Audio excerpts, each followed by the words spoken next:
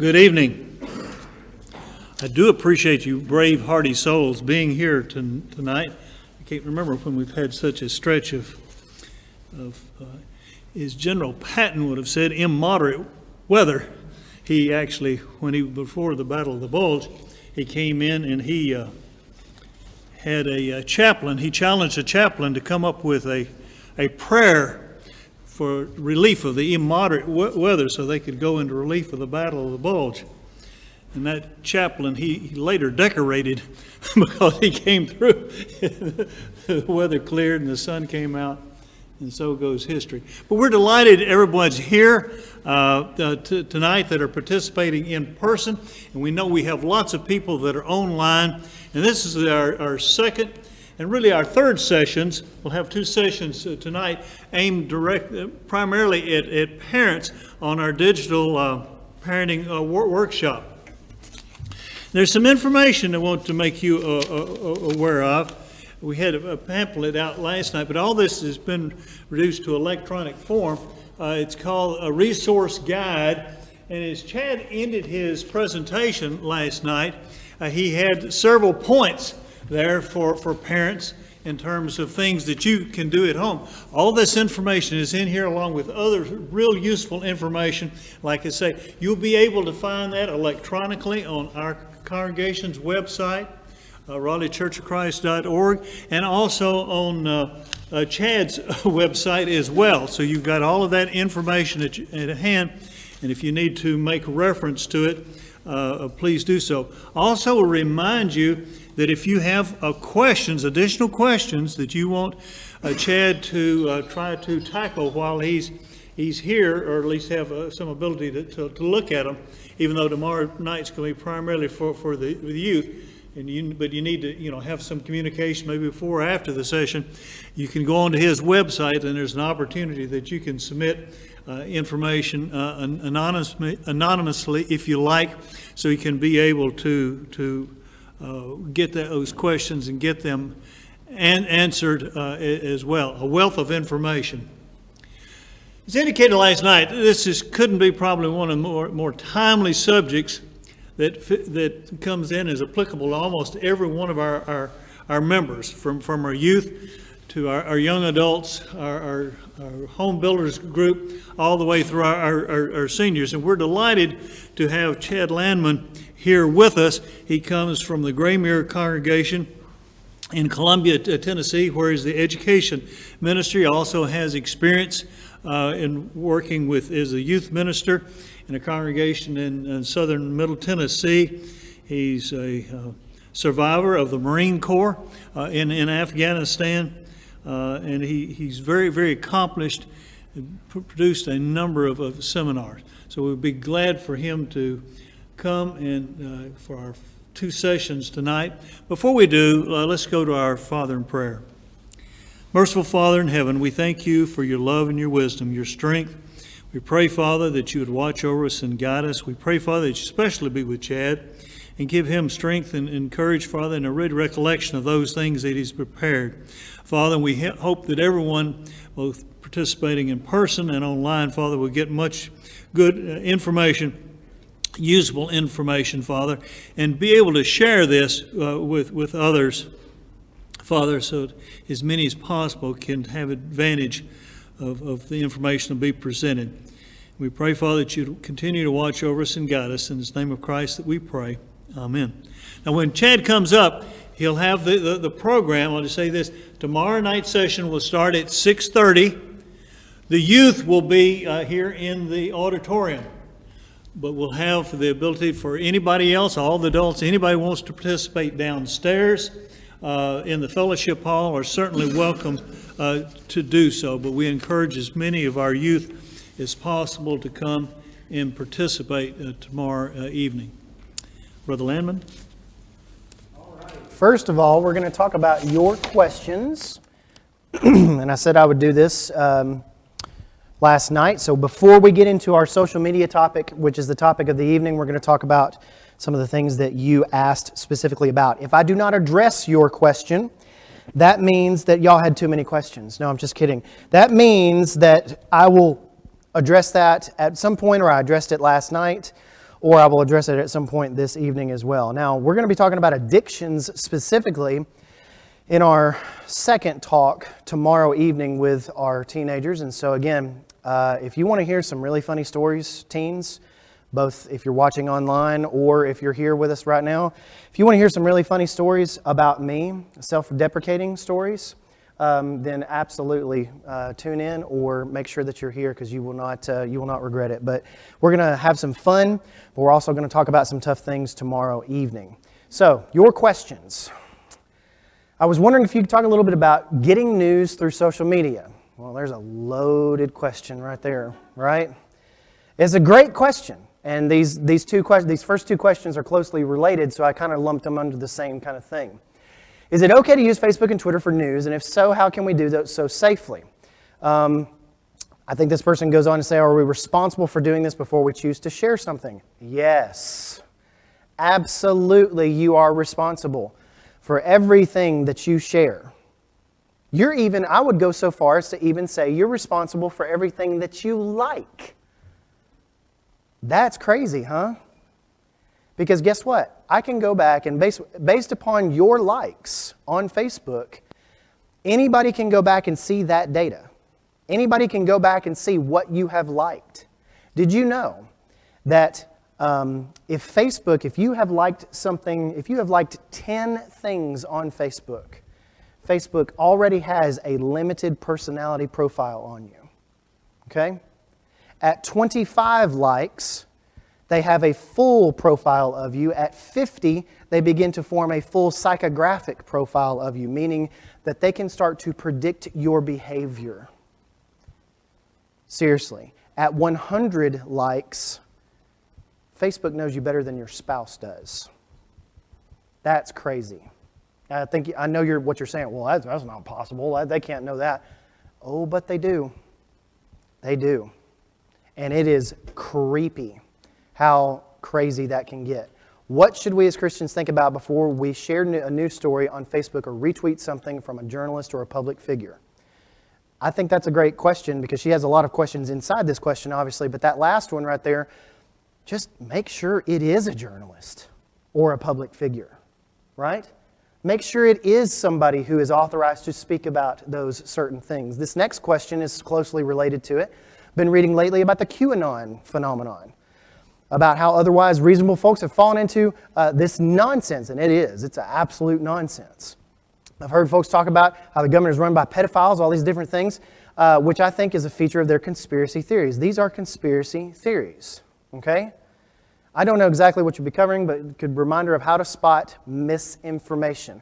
And that's what these two questions boil down to, is how do you stop, or how do you spot, rather, misinformation? Well, these are the questions that I think you should ask. And again, these are some of my thoughts mixed in with a bunch of other people's thoughts or whatever, but we need to look at kind of the who, what, when, where, why every time you do it. Every time you're about to like something, every time you're about to share it or retweet it, you need to know where that came from, or at least trust the source where it came from at the very least. When you look at those things, there's a couple of telltale signs that you can do with these questions that you can look at and spot misinformation. Is this the original account or the article or a piece of content? A lot of people, the internet news media is such a mess that people copy and paste all over the web. And so you need to know that something hasn't been changed. You need to know something that is from the original source. Now, I know you're not going to go and research every single thing before you go and like it or share it, but it would be good to ask these questions first and say, do I know what is this the original place that I got it from? Is this from ABC News, or is this from something that's far less reputable? You need to know who shared the content or created it. You need to know what family member. You need to know what person shared that content, okay? Whether you agree with it or not, whether it makes you angry or not, you still need to check it out. There is an old thing in the Chicago Tribune newsroom. There used to be a big engraved plaque that went across the top. It was enormous. And it said, "If your mother says she loves you, check it out." And I think that's applicable because we all know our moms love us, right? But we still need to make sure. So, when was this created? I cannot tell you how many times I've seen people share articles that are 6 years old. You need to look at the original date on some things. And you know what? Sometimes you need to click through to that article and actually read it before you share it, please. Oh, I can't, because headlines are everything these days, aren't they? We see the headline and, oh, that's crazy. And the headline may not have anything to do with what the rest of the article actually says. And also, that article was written in 2014. So it's completely out of date, right? Some articles are updated, and if they have a byline right there, they will say, this original article, a reputable article will say, the original article appeared such and such date. This has been updated for 2020 or 2021, okay? So you need to know when it was created as well. What account is sharing this? When was the account created? If you see something that has been shared by an account that has been on Twitter for 6 days, that's probably a little fishy. Do they share things all over the world at all times during the day or night? Could this be a bot? Now, can somebody tell me what a bot is? Anybody just shout out, what do you think a bot is? What is a bot? Does anybody know? An electronic device? Not necessarily. Okay. It's a program or something like that inside of a computer, malicious or not, right? Right, that has been programmed basically to create accounts and send out tweets. All you need for an account on Twitter is an email address. That's it. And so there's tons of, in fact, Twitter at one point was dealing with half the service was bots. You could absolutely say, well, I've got 500 followers on Twitter, but 250 of them are bots. And that's kind of how it actually goes. And so you have to make sure of that. And that's from all sorts of different agencies. I'm not going to point fingers at any one nation or anything like that, but there's a lot of people that want to see Americans doing strange things and a lot of infighting, okay? The why there. Why was this shared? That's probably the most fundamental question. Was it shared to make people angry? Anger sells more than sex, believe it or not. Anger is the number one motivator for people sharing and liking or expressing comments or concern on Facebook. It's anger. It's not sex. It's not something else. If you find something that enrages you, you are far more likely to share or say something about it. So again, take 2 minutes, 3 minutes, and just check something out. Ask some of these questions before you share something, okay? And this will also help you spot misinformation as well. Any questions and comments about that? I don't want to talk all night tonight as well. I want to hear from you as well. Any comments or questions or tips on that? Okay. This second question is very good, and I got a fairly easy. This is not an easy question at all. But can you suggest any resources to help explain the dangers of pornography to teens? And this person, I think, wanted a specific information coming directly not from a parent's mouth, but it was she wanted it aimed at teenagers, not aimed at parents. What I said last night and what I'm going to say tonight is aimed at you, at the parents. What this right here, if you can go to my website, there is a link I put on there this afternoon, and it's called 10 Resources. I think the actual title is 10 Amazing Resources that you can use to talk to your kids about pornography. And it's from a group called Covenant Eyes, and you've probably heard of them before. But they all have all sorts of articles. They have all sorts of resources on their website. It's a wonderful place to go to check some of those things out. And there's some really good resources on there as well. Okay? Now, I had a bunch. I had about 7 other questions, but all of those can be answered in what we're talking about this evening. So we're going to go ahead and go to our social media talk. I'm going to switch the PowerPoints over here. And when we have... I can't walk and chew gum at the same time, so So when we think about social media, and again, I just titled it Social Media Awareness because that's about as generic as I can get talking about all of these things.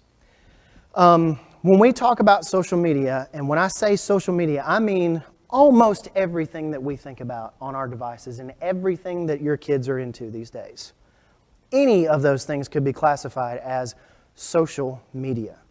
Even YouTube, to a certain extent, could be classified as social media because videos are popular and they go viral, and you talk about those videos and you share those videos and you watch them on your televisions or on your iPads with your friends and different things like that.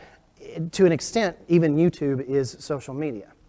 But if we were to define social media a little bit more directly, it would be things like Facebook and Twitter, and maybe not even to a certain extent, other things like WeChat. That would be a closed social network or social media.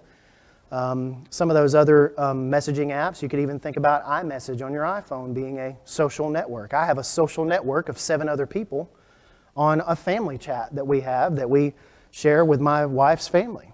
And it's I would consider that a very closed and very small social network.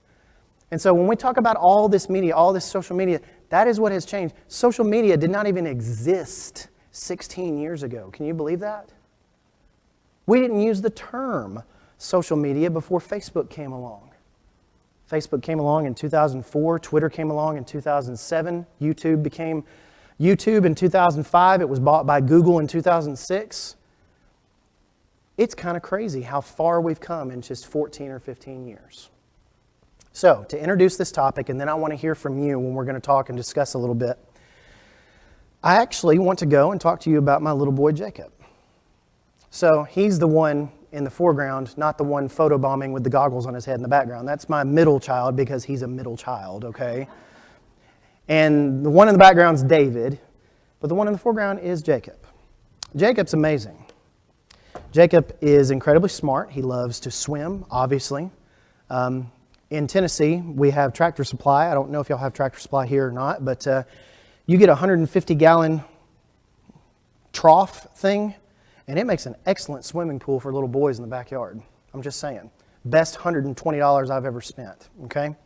So that's what they're swimming in. He loves swimming. He loves watching DVDs. He actually likes to watch DVDs and put the discs in and things like that. It's no Netflix, DVD. He likes to watch the DVDs, okay? And he is just like any normal 9-year-old boy, except that he's not. Shortly after he turned 1, we started to notice that something was wrong. You know how you get that feeling as a parent? Just something's not right. Your kid starts getting sick, they don't feel good or something like that. We feel like something was wrong. So we realized that. We went to get him checked out at Vanderbilt, the best hospital on the planet as far as we're concerned. And he was diagnosed with autism spectrum disorder. Now, you may know probably lots of kids. In fact, there may be some in here tonight, maybe people in here tonight that are on the spectrum, as they call it. But my Jacob is not high functioning. Physically, he's fine. But he is cognitively delayed, and that basically means he is behind his peers in every kind of interaction. He's not the typical autistic kid with having sensitivities to loud sounds or touching or things like that, but there are other sensitivities that he has that have to be there for him. And so naturally, when this came across, he was our first child. We had him for a year, and naturally when this happened, when we got this diagnosis, it was devastating. My wife and I didn't know where to turn. We didn't know what to do. We didn't know who to blame, right? We always search for somebody to blame. My wife fell into, she was obviously very distraught by it.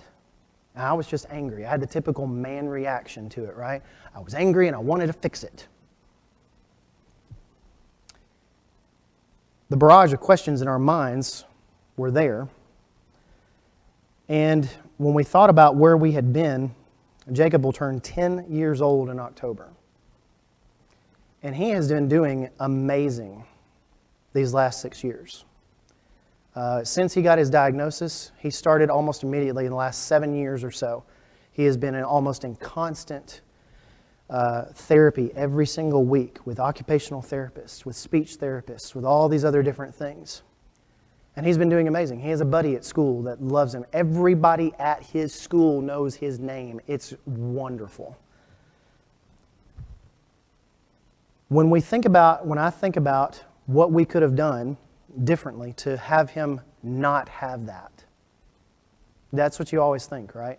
Well, what do I need to do so that my kid didn't have autism, right? What if it happens to my 2 other children? I have 2 other children that are neurotypical, right? They're not on the spectrum. So what did we do right with them and wrong with them? So you ask those questions, and that's not necessarily the right place to go. There was nothing my wife could have done to prevent him from getting or having that condition. There wasn't some pill that she could have taken or not taken. There wasn't some exposure that she had or did not have. There was nothing she could have done. But doctors and therapists and specialists and everybody that we've talked to over the last 7 to 8 years has told us one thing, that it was because we were proactive in getting him help that has made all the difference. In autism circles, they call it early intervention. The earlier you can intervene in something like that, the better off that child will become down the road. And the future looks bright for him. It's the same way in digital parenting. We have to be proactive, not reactive.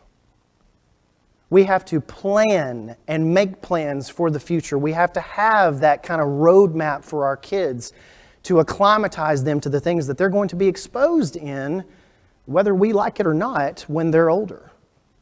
Whether that comes at 18 years old when they go to college or whatever they end up doing, when they're a young adult, when they're in their mid-20s, you've got to prepare them for that time. And if we're reacting to something rather than being proactive in it, then we're already behind the 8 ball. We are already behind. I've got a scripture I want us to read as we talk about social media, as we talk about so much of what we say tonight, and how we prepare our children. I think that James chapter 3 is a good place to start. James chapter 3, and we're going to begin in verse 2. And I love this scripture, but it gives us so many. James is so practical, and he's not high-minded at all. It's just so down to earth and practical that you just cannot ignore it. James chapter 3, verse 2. For we all stumble in many ways. Stop right there, right? That's a whole sermon in and of itself. Yes, we do, James. Keep talking, brother. And if anyone does not stumble in what he says, he is a perfect man. He's being a little bit sarcastic here.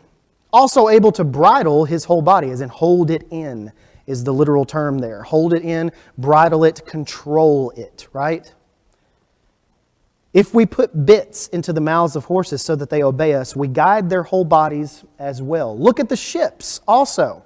Though they are so large and driven by strong winds, they are guided by a very small rudder wherever the will of the pilot directs. So also the tongue. And when I say the tongue, I want you to think about tonight, whatever we say. That's what he's saying right here. So the tongue, so the thing that what we use to speak with, whether it be with our thumbs or whether it be with our mouths.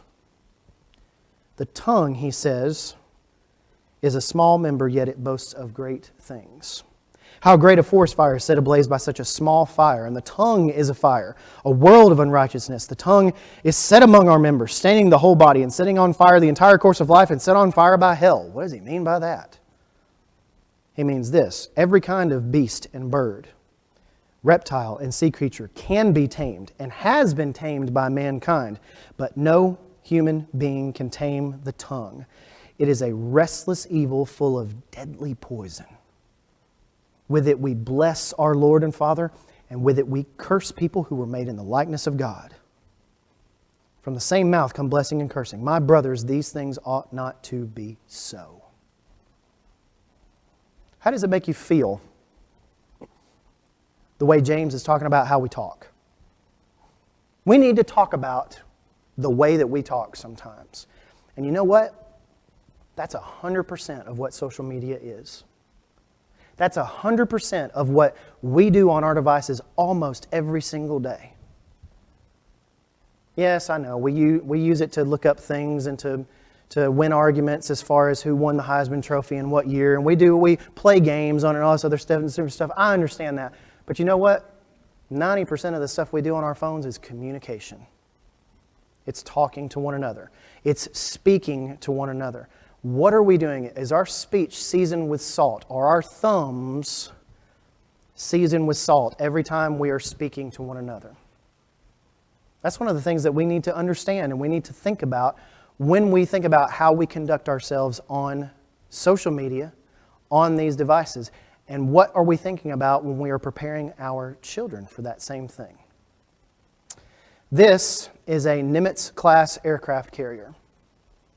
It's 1,092 feet long, 400 feet wide, displaces over 200,000 tons of water. It carries about 120 various aircraft, hence the name aircraft carrier.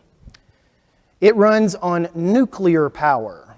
Nuclear. How did old George W. Bush say it? Nuclear. How do you say that? It runs on nuclear power, right? It doesn't have to refuel for 20 years. There are 3,000 plus officers and crew aboard.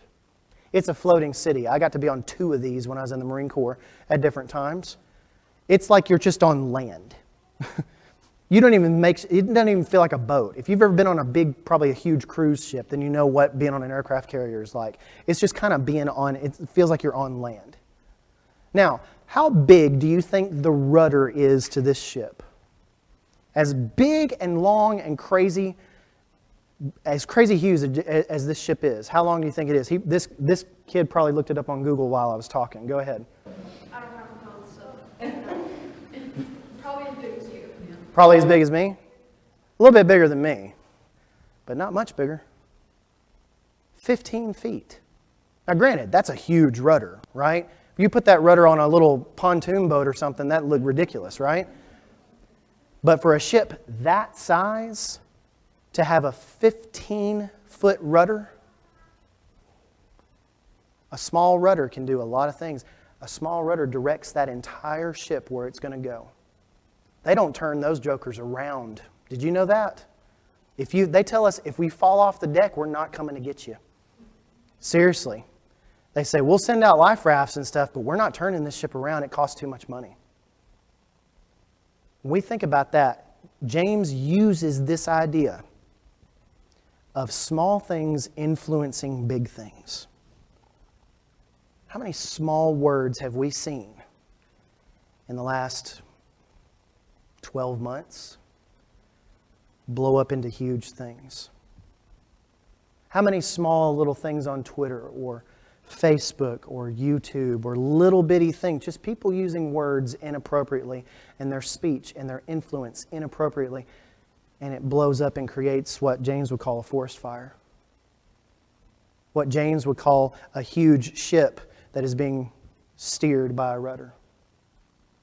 When we think about that, it's incredibly important for us to understand that our words have a lot of impact. The words that you use with your children, obviously, and this is not a parenting class, you know this, but the words that you use with your children are going to have a lot of impact.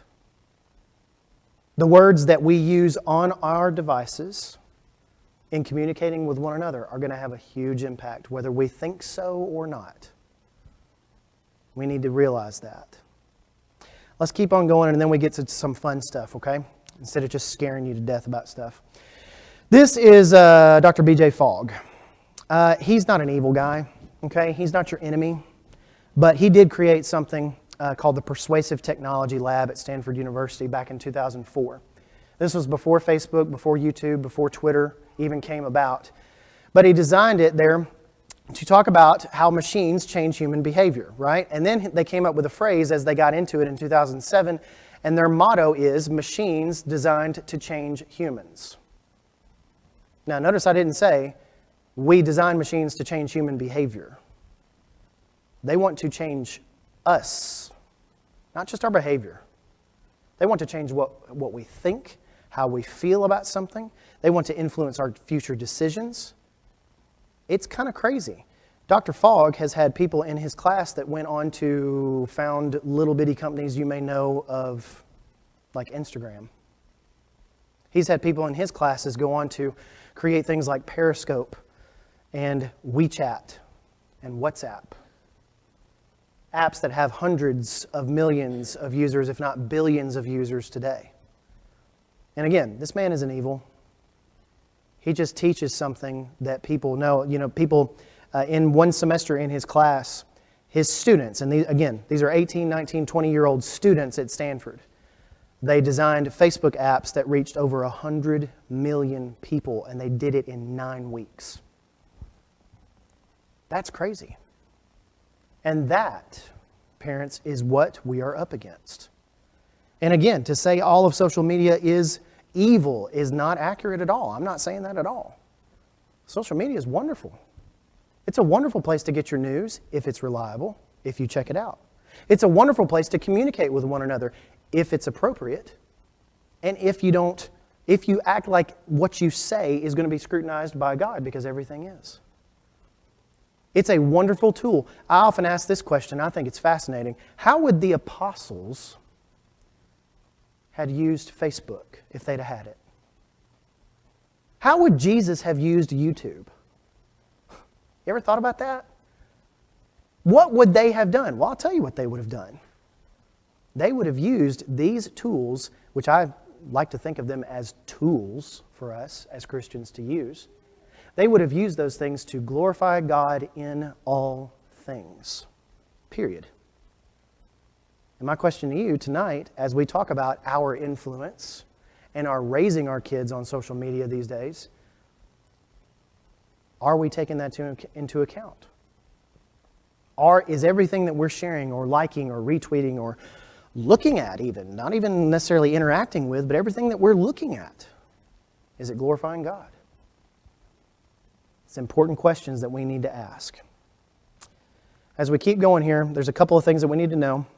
And then what we're going to do is we're going to talk about a few things. I'm going to have some funny stuff up here for you in a second. And then we're going to have a 5-minute break, and then we're going to come back for our Rubber Meets the Road session, where we're going to talk about settings and Wi-Fi routers and all the geeky nerd stuff, okay? But the thing we need to realize, and we need to make our kids realize these days, for when we're talking about on these devices, whether it's TikTok or Instagram or Facebook or YouTube or Snapchat or any of those different things, you are the product, not the customer. Now somebody, I want to get a little bit of interaction from you. Tell me what you think that means. Anybody? Let's go ahead and raise your hand. Taking your data. They're taking your data. We know that. But what does that mean? We know they're taking our data, but what are they doing with it? Something to be sold, make money on it. They're selling it to make money on it. When you walk into what's a popular supermarket around here? Is it Kroger? Foodland, whatever. When you walk into that Food Line or Foodland or whatever it is, are you the product or the customer? Well, I would hope you're the customer, right? You're not sitting up on the shelf, are you? You are the customer. As in, the customer's always right. As in, we're going to try to help you get whatever you need to get. And you go in there and you buy those products, right? What happens when you log on to Facebook? Are you the product or the customer? You are the product. Do not make any mistake about it. And I'm not saying that to scare you. I'm saying that so that you will be, in the Christian, the churchy word for it is discerning. We need to be very discerning and teach our kids to be very discerning on Facebook, on YouTube, on Twitter, because they are selling our data for billions of dollars every single year. How do you think they stay in business and make so much money? I said last night, I think that 2030 will look a whole lot different than 2016, 2020, 2021 is looking right now as far as our data and our privacy. I think and I hope that there will be some regulation with companies like Facebook and YouTube and everything. And if that makes me sound like a Democrat or a Republican or whatever, then that's fine. But these companies are relatively acting like they're lawless now, and it's a new frontier. We have never seen, in social media, we have never seen a communication shift like this in 400 years. The last communication shift like this was when Gutenberg invented the printing press. So when we think about this stuff, we are literally living in a revolution, a communication revolution. You're the product. Remember that. Make your kids remember that. You're the product, not the customer. You get on TikTok, they're just selling your data. You scrolling through those videos, they're just selling your data. You get on Snapchat and you think, oh, there's plenty of it's encrypted. They can't see anything I do. Not true at all. Not true at all with Snapchat. If you think things are private, they're not. Social media, and again, this is directly directed at parents. Social media, and I use that as an umbrella term, talking about all social media, does not have your child's best interests at heart. They don't care. What they care about is dollar signs. What they care about is how much data. Remember that headline that I showed you last night about how Facebook was paying teens $20 to put a VPN on their phone? A VPN's a scary thing.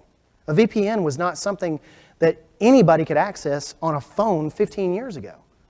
And now it's as easy as downloading an app and hitting a button. And suddenly you've got a virtual private network that is almost untraceable. That's scary. Your kids shouldn't be able to download that in the first place. We'll talk about that in the next session. Social media, though, does not have your best interests at heart, your child's best interests, or yours, for that matter, at heart. Keep it in mind. I said this last night, and I won't harp on it too much, but nothing is private. It is public, it is permanent. Everything that happens on the web. Doesn't matter if it's a private message, doesn't matter if it's so-called encrypted. The founders of Snapchat openly discussed before it was actually an app that it would be an app used for sexting.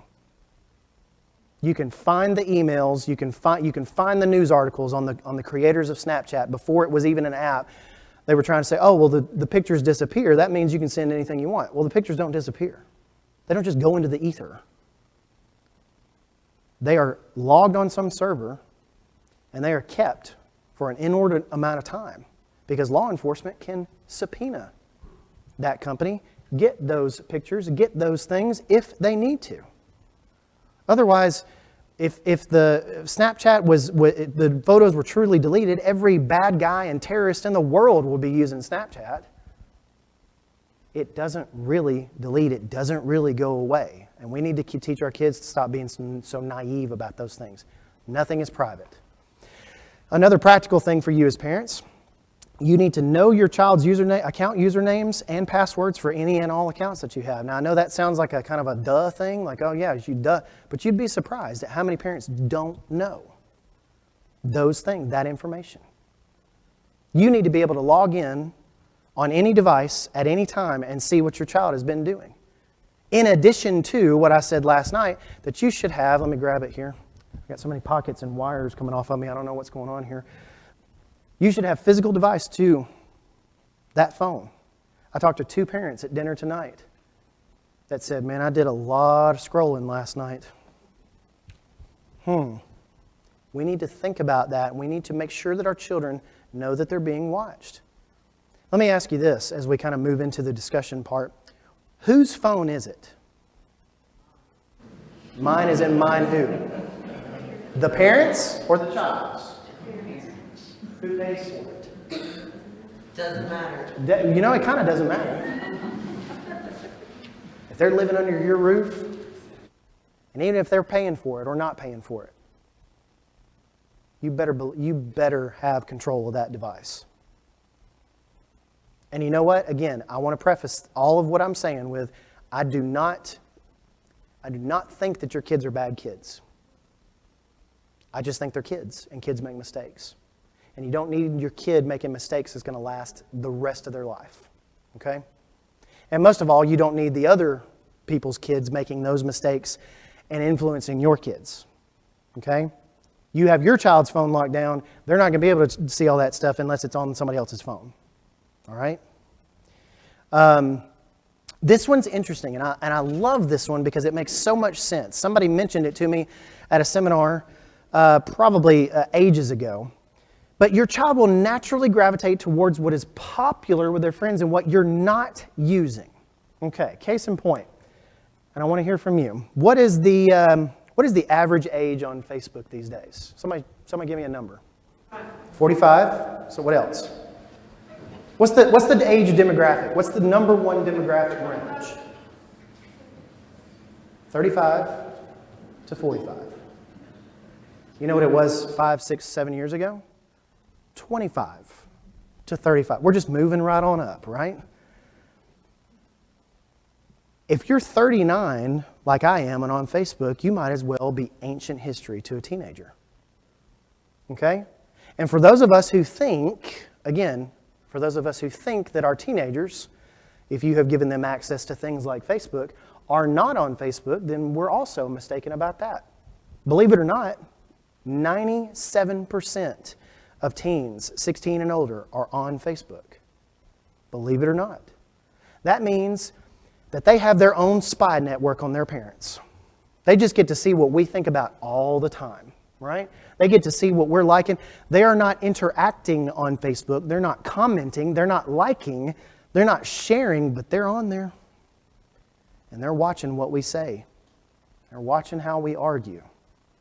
They're watching all the different things that we share. It's very interesting. Your child is naturally going to gravitate towards what you, not only what you're not using, but what you don't understand. How many of y'all have ever said, I understand fully what Snapchat is? I still don't. I don't see the point of it. And that makes me old. And that's okay. But guess what? If your child is on Snapchat, if you allow them to be on Snapchat, guess who better be on there with them?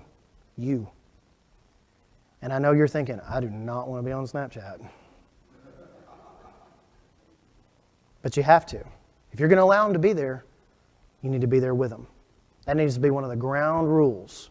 If you're going to allow them to have that app. They shouldn't have Snapchat anyway. And we'll talk about Snapchat as one of the evil apps. Snapchat is awful, and it's hopefully going away here in a few years and burn it all to the ground. They're terrible people. Terrible app run by terrible people, and your child shouldn't have it. End of story. Don't ask me any more questions about Snapchat. It's awful. Okay? All right, here we go. Let's talk about Facebook. I got some really funny things for you to look at tonight. I talked to several teenagers at Graymere about two years ago or so. The COVID year messes me up now. You know, it's like, I have to re-estimate things. Like somebody asked me, they said something like, yeah, that was back in 1980. And I said, yeah, so 20 years ago. And they said, no, 40. And I go, no. Because everything to me, I graduated high school in 2000. Everything to me was, it's easy to figure that out. Use minus from 2000, right? Oh, no. You mean 1960 was 60 years ago? What? Anyway, sorry. It was about 2 years ago I polled and I looked at and talked with a bunch of teenagers, and obviously I'm not going to name them, but this was a group of 14 to 18-year-olds in a Bible class that we were talking about what they actually thought about these social networks. And I told them I wasn't going to use names, to just tell me what you think, and this is their quotes. This is what they think of Facebook. 16-year-old. That's where my dad goes to complain about stuff. Right? Now that's funny. It's also kind of sad. Because that's his first, oh yeah, that's where he just said it matter-of-factly. Yeah, Facebook, that's where my dad goes to complain about stuff. And I know the kid. And yes, that's what his dad does, right? It's awful. What about this one right here? It's where my mom goes and tags me in photos I don't want anybody to see. We are reaching the first generation of kids that will have 0 physical photos. You ever thought about that? The last few years have been the first generation of kids that were born in 2000, that graduated in 18 or 19 or 20, that they will have no physical photos of themselves, which blows my mind. So what do you got to do with physical photos? Well, back in the day, we used to have to scan them. And my wife's mother is notorious for this. She'll she'll get on a tirade and just scan a bunch of photos and just drop them on Facebook. And I'll hear my wife on the phone with her, Mom, you cannot put a picture of me in the bathtub on Facebook. You got to take that. Well, I don't know how to delete. No. Just give me your password and it's hilarious. I'm just sitting there laughing the whole time. That's a reality. But we find a photo from back in 2008, 2009 where our kids were 10 years old and we put it on Facebook. That's where my parents don't want me to see. It's embarrassing, is what this girl said. Facebook, it's mainly for old people, like my mom and my dad. And my grandpa writes on it in all caps. Now, explain that to me. And again, for the older people in the audience, I do apologize. But actually, I don't apologize. Sorry, not sorry, okay? What's the thing with the all caps? What is that? They don't have to turn it up. They don't know how to turn the caps lock off. Or what I've heard, exactly, like what I've heard from older people is that it's easier for them to see it because the words are so tiny. Okay, so like seriously, that she confirmed it right here. That's easier for me to see it, and I get that. But so what is all caps vernacular for on the internet though? Screaming or yelling, right? And so there's always my dear wife. Okay, I know you're the back row needs to behave back there. That's all I'm saying. Okay, my dear wife she shares more photos of our children are going to be the most documented children on the face of the planet by the time that she's done because people love seeing photos of our children. Case in point today, I was looking at Facebook. I see photos of my own child pop up, and whether you agree or disagree with that is beyond it. My wife's going to do it anyway, so you're not going to tell her not to do it. But she put them, they're playing in the snow. There's always that one old lady at church.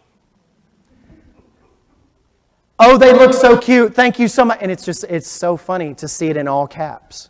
Because it's like you read it as yelling and you think, oh, that's Miss Gail, it's fine. She's not saying, she didn't really mean that. She's just doing it so she can see it, right? This is what kids think. Now, let's move into a little bit more serious territory. So I took Facebook and I took Twitter as two examples about, again, going back to the whole theme of this talk about how what we say matters. James says what we say matters, how we use our tongues, it matters, okay? Kids said some pretty scary things about Twitter and things that we should really take to heart as parents, as bigger ideas across other social networks. Twitter is the social network my parents don't know how to use. You fill in the blank there. Snapchat is the app my parents don't know how to use. I'm there. TikTok, they don't know anything about it. I'm there. Fortnite, they don't want to play video games. They don't want to see it. It's stupid. I'm there. Right? My parents don't know how to use it, therefore that's where I want to be. Did you ever want to hang out with your parents when you were a teenager? No. In fact, if my parents were going this direction, I said, fine, I'm going that direction, right? And you know what? Usually it was somewhere like the bowling alley, and I would go to the supermarket parking lot. You know why? Because my parents weren't there. And kids these days, I can say that because I'm almost 40, kids these days, right? Kids these days have replaced that physical space in some form or fashion with the digital space. My parents don't hang out over here. All my friends over here, I'm gonna hang out over here, not where my parents are. It's the same thing. It's all the more reason for you keep tabs on the physical location of your kid all the time, don't you? Physically, you know where they're at, hopefully, most of the time, right? So why don't you know where they're at on the digital space? Why don't you know where they're at on Twitter or who they're following or liking or reposting or whatever on Twitter? Have you seen some of the stuff on TikTok? Never mind that it's a Chinese company that's siphoning data from Americans to send to Chinese servers and to get whatever it is they get from the cat videos on TikTok, right? But there's some awful stuff on TikTok. Some raunchy stuff on TikTok. Your kids shouldn't have TikTok. They shouldn't be making videos on TikTok. They shouldn't be making videos on YouTube. There's some pretty bad stuff on YouTube as well. The number one YouTuber is a guy named, it's not his name, but it's his channel name on YouTube. It's called PewDiePie. Okay? And again, he's hilarious. I'm not gonna say that he's not. But all he does is play video games and use the F word. That's it. You need to make sure that you know what your kids are watching. Twitter, and again, just talking about Twitter, but basically you can fill in any app these days. It's basically the Wild West of the internet. Pretty much anything goes. That's scary that a kid would say that. What about this? Twitter is where my parents can't keep up with me. And that could be a number of reasons. Don't know how to use it. Don't care to use it. Don't want to be on there. don't know about it. See, it goes to a whole nother level when you don't even know that your child is on that social network, much less you're not following them or friending them. You need to be there. It's where I can say what I want to without being judged, and nobody knows who I really am. Again, all of these are emblematic of a larger problem with our children. Our children want to be able to say and do whatever they want to do. They're kids. They want independence. They want to grow up faster than they should. You wanted to do it when you were 16, but you didn't have access to screens and technology like they did. Our kids do. And we've got to think about that. The idea that nobody knows who I really am, the anonymity concept of having an anti-social network and being able to harass people, or what they call cyberbullying. I can't stand cyberbullying. It sounds like something from the 80s. Being able to absolutely intimidate people online on these networks and different things, and nobody knows who you are. That's probably the most cowardly thing I can think about. And I've told kids to their face that I know that have created accounts on these social networks with the intention to scare or intimidate other kids in their age group. You're a coward. And if you've ever been a victim of that, you would never do it. So when we think about this, that kind of thinking is dangerous. That I can just get on the internet and be whoever I want to be, and when I go to church on Sunday morning, I'm a different person, and I say hey and hi, and I sit in the youth group and I sing songs, and then I go do these awful things. We don't need our kids becoming that at all. And if we teach them, they won't. Here we go. These are the most dangerous, in my opinion, and a lot of other people's opinions, the most dangerous apps for kids. And again, you can take pictures of this, but I wanted to say this at the beginning. This slideshow, along with the updated resource guide that Mac talked about, this is all on my webpage. So if you just go down and scroll to this presentation, you can actually download the PDF of the presentation, or you can actually find that. But these apps are incredibly dangerous for a number of different reasons, for a lot of different reasons. So when we go through these, which ones jump out to you? Any of them jump out to you? Snapchat, obviously, right? Because that's the most common one up there, probably. But have you heard it? Which ones have you not heard of? Say again. I can't hear you. Whisper. Okay. Meet Me. House party? House Party. You haven't heard of House Party? Who's heard of House Party? Okay. What is House Party? Like FaceTime for a bunch of people. It's kind of like FaceTime for a bunch of different... It's something that's unregulated communication that your child should not necessarily be a part of. It's mostly anonymous. Why would Ask FM be up there? That's not a social network necessarily. It's just an app where kids can ask questions. And if you saw some of the things that they've asked about, it's mind-blowing. And people get on there and answer all sorts of different things, whether they're the right or wrong answers of different things. Who do they need to be talking to when they're asking questions? Your parents. Here's the thing, parents. If your kids are not getting attention from you, if your kids are not getting answers from you when you ask, if they're not getting enough discipline or enough interaction from you, they're going to seek that out somewhere. And let me tell you, the nearest place is probably going to be a screen. And they're going to try to find people that they will think, that thinks the world of them. They're going to trust them because they're kids. And they don't know any better. And again, before you say, my kid wouldn't do that, I've taught my kid better than that, I'll let you talk to the long line of people that said that very thing. My kid wouldn't do that. And they did. Again, you need to be cognizant of those things. Excuse me. Excuse me. Snapchat is probably the most popular one on this. Kick Messenger is an anonymous messaging app. You can have a username that doesn't really make any sense, and nobody knows where you're at or who you really are. Blender is a lot like House Party. WhatsApp. WhatsApp is the most popular messaging app in the world in everywhere but the United States. Everybody in India uses WhatsApp. Everybody in Japan and China uses WhatsApp, okay? So it's not nearly as common, but again, it's one of those messaging apps where your child could talk to almost anybody in the world. And they don't need to. That's scary. The reason why I'm all against Snapchat, and again, Whisper is, let's go through the list here. Whisper is an anonymous app. It's the new stalker app, is what it is. Kids are not getting, they're not, the people are not in the bushes like this anymore. They're on things like Whisper and WhatsApp and House Party. That's where the criminals have gone to find your kids and to do them harm, okay? And that's where your kids do not need to be on any of these networks. Now, Snapchat is a problem because it's so popular. And I will tell you right now, my boys will never have Snapchat.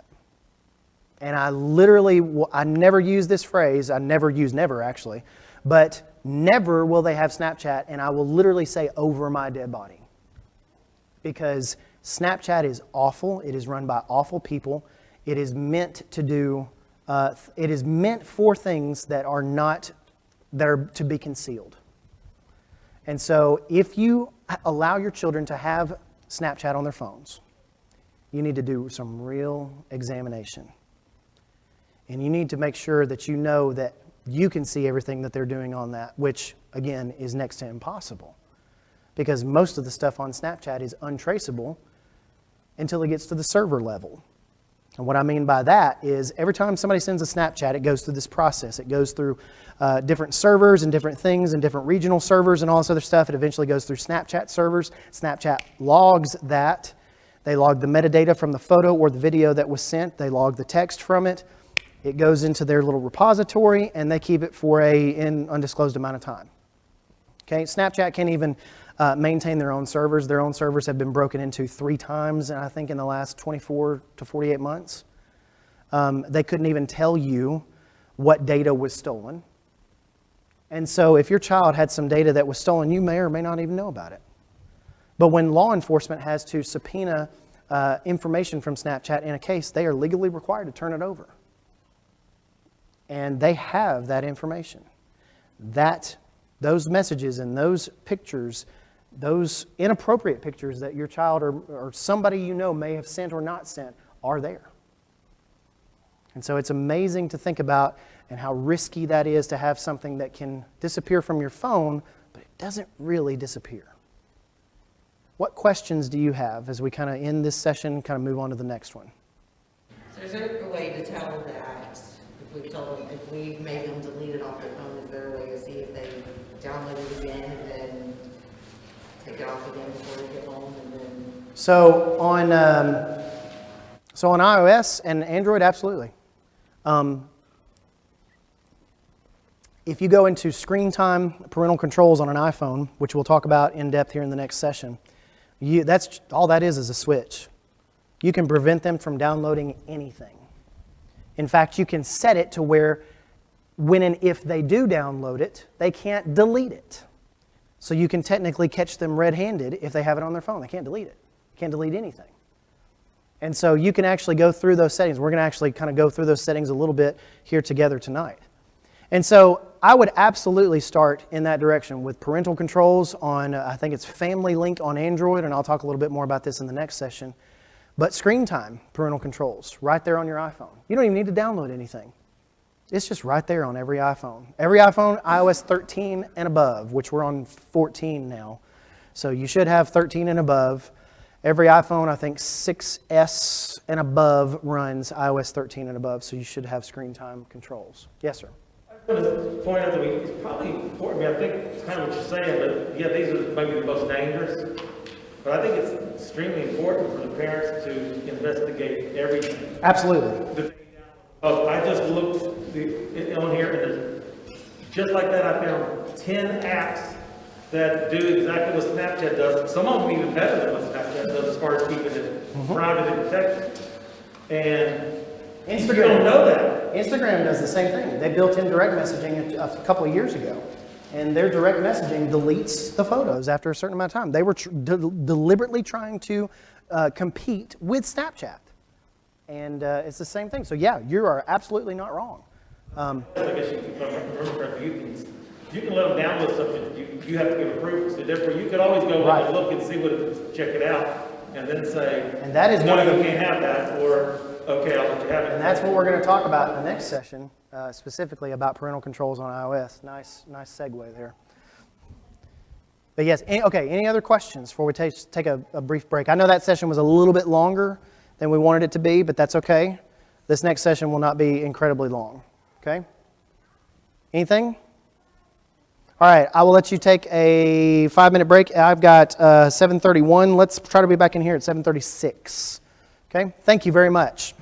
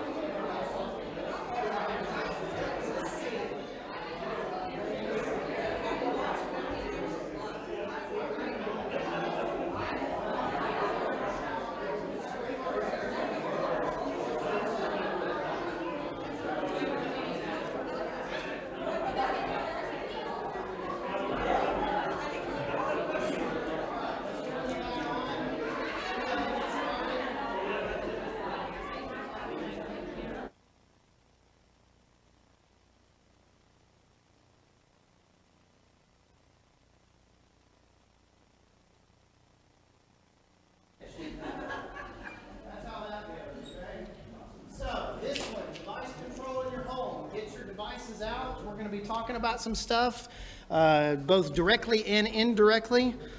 Let me pull up. Wondered why it wasn't amplified. Because your tech genius up here forgot to turn the silly thing on. Okay. Thank you very much again for having me. And again, please refer to my website for those links. There's something really cool I wanted to tell you about on there. If you're thinking about how to talk to your kids about this, what kind of rules can you put in place, all these other different things. There is something in the middle of that page on my website called a parent-child device contract. And it was drafted by a woman who was featured on a ABC News story several years ago. And she had 18 points for her child. She was giving her 14-year-old, I think, son an iPhone for the first time. And it's just very practical points on there. Some of them are pretty funny, actually, and you will laugh at as an adult. But there's some practical ones on there. The last one, I believe, says, you're going to get in trouble with your device. I'm going to take it from you. We're going to talk about it. And your kids need to know that there will be repercussions for doing dumb things and doing not what you said to do, or the rules, or violating the rules that you put in place on your devices. They need to be very, very clear. And again, every child is different. You've got to make sure that you understand which child has, hopefully the children in your home are going to have the same rules applied to them. But you may have to approach that differently. And as a parent, you know what I'm talking about with that. Okay. Device control in your home. Notice I didn't say device suggestions or device hopefully control. It's control. You need to control those devices, especially the ones that your children have access to. Okay? I love our Apple TV at home. We have an Apple TV that has all of our apps and stuff on it. We only have the internet coming to our house, so we don't have to worry about a cable box or Charter Spectrum or any of that kind of stuff. We don't have to worry about any of that kind of stuff. We have YouTube TV that we pay for, and everything comes through that box through the internet. Well, my 10-year-old has that little remote, and he can just zoom around on it. And I will know in the other room when he thinks that he's about to be able to get on YouTube, when I hear this, and I go, "What, Jacob?" And he goes, "Passcode, please, Daddy." And I have to pull out my phone and put it in, and then it comes up, and he can, supervised, of course, watch his videos on YouTube if he wants to. And so again, that is just a small sliver of the parental controls that we have in place in our house. We are not perfect. It was just last week that I found a glaring oversight in some of the things that we were doing, and my child, of course, my tech genius 10-year-old child was able to figure it out. And the weekly thing now is my wife asking me, "How are our children allowed to do that?" And I go, "Look, it's a constant and unending battle to try to manage these things. And it can be a headache, and it can be wanting to tear your hair out on some of these things. But I will tell you, controlling your devices in your home is a lot easier than you think." So, as we begin, again, activedigitalparenting.com, it'll take you to that page, chadl.co/DPW. It'll take you to that same page, and it'll have all these things on it. This presentation will be at the bottom of the page. So if you want to follow along, or if you want to download this after the fact and send it to anybody, if you want to present the stuff that I've done, by all means. None of this is copyrighted. None of this is like original stuff. This is just stuff I pulled from a lot of different resources and stuff that I've thought of as well. So again, there you go. There's my permission, okay? We talked about why last night. We talked about what just now, what we're up against, and the things that we're talking about and setting the stage for what we're up against. Third session here, we're going to talk about how we will do it. How are we going to better protect our children? What is the steps that you need to take to do that? Well, let's get started. First of all, we have to understand the differences. If you walk into a cell phone store, if you walk into a Verizon store, an AT&T store, or whatever like that, you'll notice that a lot of the phones look a lot alike, don't they? Can you tell the difference between an Android phone and a Apple iPhone other than looking at, I know you can, because you're under the age of what are you, 11? How old are you? The outside, right, okay. If you look at the screen of a phone, can you just instantly say that's an iPhone? Or can you instantly say that's an Android phone? Because there's a bunch of Android phones out there. And I will not tell you either one is better than the other. I personally like Apple stuff. I've always liked Apple stuff. Therefore, that's just the direction that I took. But for a while, I couldn't recommend Apple stuff to parents because Apple would not allow you to have appropriate parental controls on their devices. Now that has changed, and now they're about even. Android still allows you to have a lot more parental control settings and a lot deeper control with some things, but Apple is still very stingy. And they've opened up a little bit on some certain apps. I don't have it in my list, but if you want to write this down, there's an app called Bark that you may or may not have heard about. It is an app that literally you can see anything that is going on the device. So if you've ever had any issues with your kids, Bark is going to be, bless you. Bark is going to be the place, not bless you, Bark. Bark is going to be the one that you want to look for, and it will absolutely give you 1,000% control of iOS or iOS devices or Android devices. Now, when I say iOS, I mean Apple devices. That means the iOS operating system. When I say Android, I mean every Android device out there. I mean LG, Samsung, Huawei, all the other different brands that you can buy. Even the little pay-as-you-go phones you can get from Walmart are mostly Android devices, okay? But I also put Amazon in there because Amazon has recently been doing some gangbusters on a lot of stuff. Their Kindle Fire tablets are actually selling very, very well.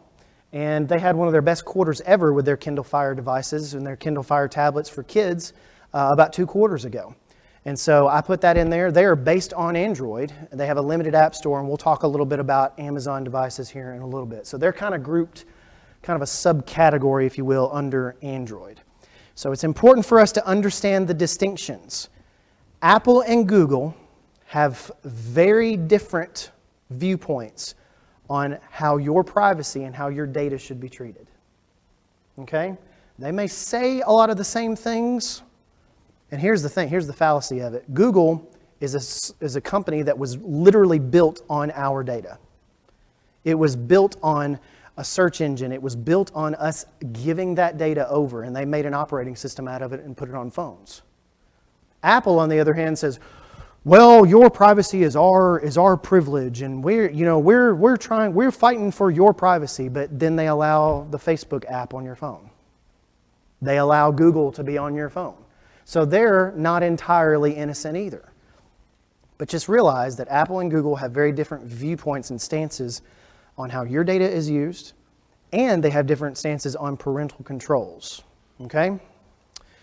There's a few things that we can talk about here as far as we're talking about device control.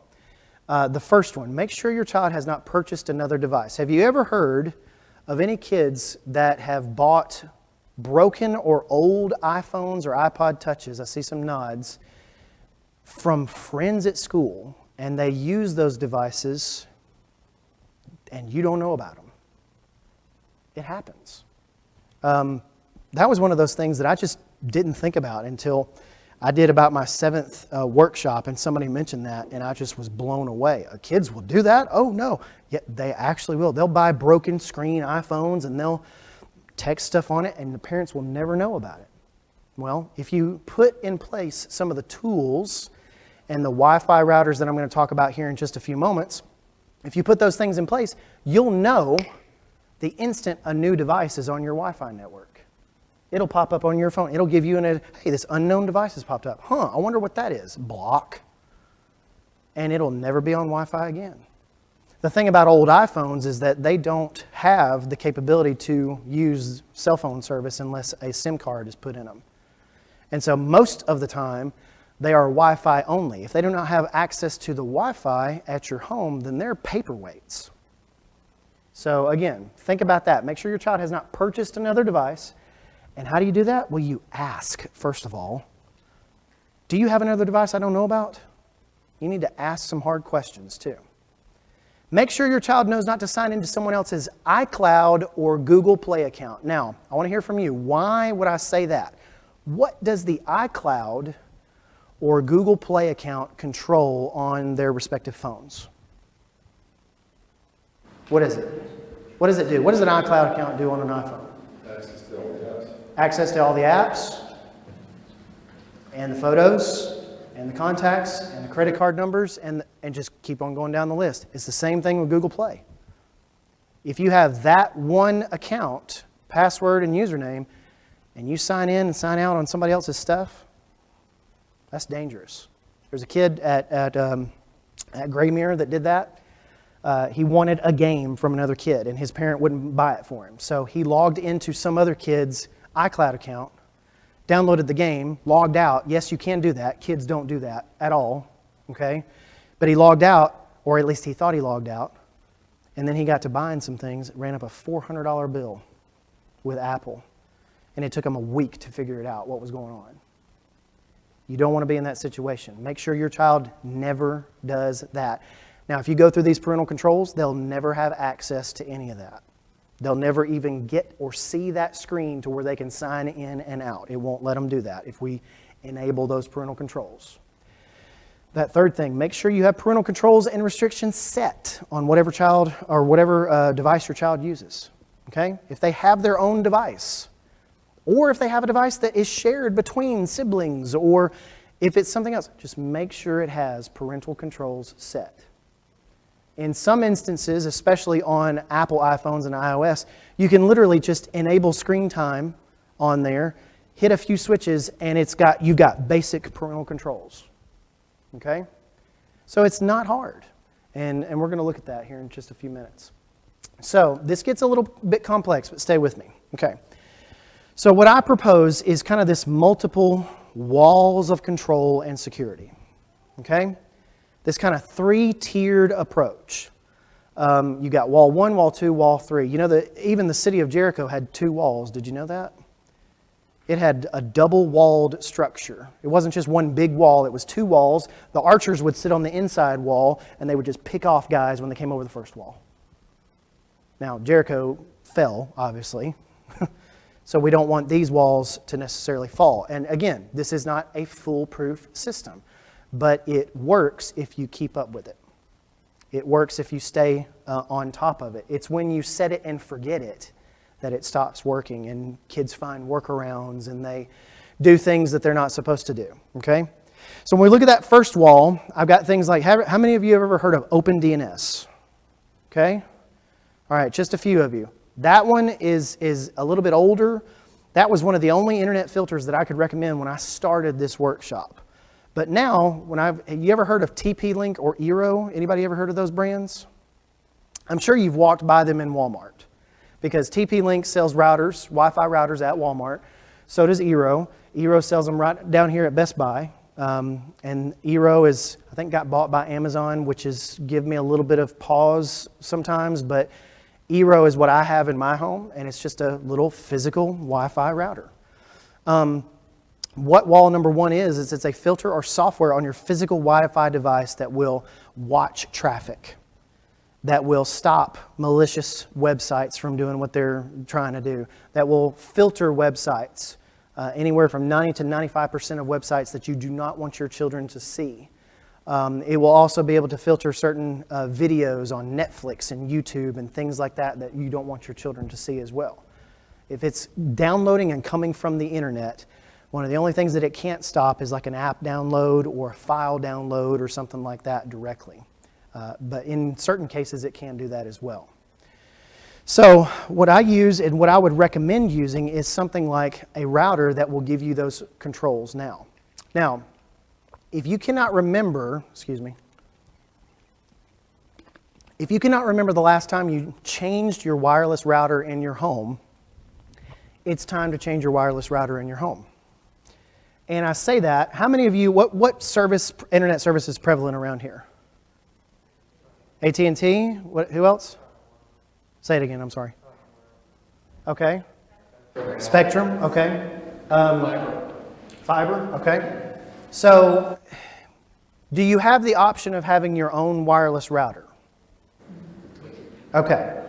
Some services will allow you to have your own hardware, but you have to go somewhere and buy one, right? I would tell you that if you haven't replaced your Wi-Fi router in the last 3 to 4 years, it's time to do it again. Because the routers that have come out in the last just 1 or 2 years are incredible for their speed, their coverage, and also they have things built in. I can go on an app on my phone right now and see the traffic from my Eero in my home 500 miles away. It's kind of awesome. I can see every device that's logged onto my Wi-Fi router at my home right here on my phone if I want to. Eero actually gives you an optional service that you can pay $100 extra a year, and it's called Eero Secure, and it's like a beefed up filter on steroids. And you can actually go through it, you can set different things, you can turn off different devices, you can do all sorts of different things like that. And a lot of these services actually duplicate the functionality. OpenDNS is not a physical device. It's more of software on something. So let's go through these and talk about these as well.